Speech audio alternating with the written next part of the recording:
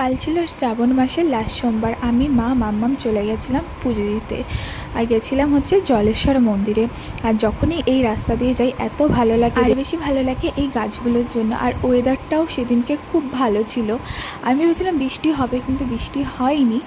দেখো মন্দিরে ঢুকে পারিনি, এত ভিড়। আমি সবাই তো বলছিল যে সকালে নাকি আরও ভিড় হয়েছে। আমি ভাবলাম বিকাল টাইমে যাবো, একটুখানি হয়তো ফাঁকা থাকবে।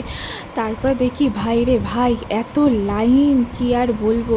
লাইন দেখে আমার মাথায় ঘাম পায়ে পড়ছে যে আমি এত লাইন টেনে পুজো দেবো কি করে আর কি। তারপরে শুনলাম যে সকালে নাকি এর থেকেও বড় লাইন ছিল, সেটা নাকি অনেক দূর অবধি ছিল। আর পুকুরের এই পাশ থেকে ওই পাশ থেকে দেখো, তোমাদের জুম করে দেখাচ্ছি, এতটাই ভিড় ছিল। আমি ভাবছি মাম্মামকে নিয়ে পুজো দেবো, লাইনে দাঁড়িয়ে কখন বাড়ি যাব, যেহেতু ও ছোটো। মানে সবাই বলছে যে কাল রাত থেকেই নাকি লাইনে দাঁড়িয়ে জল ঢেলেছে সবাই। আমি শুনে অবাক।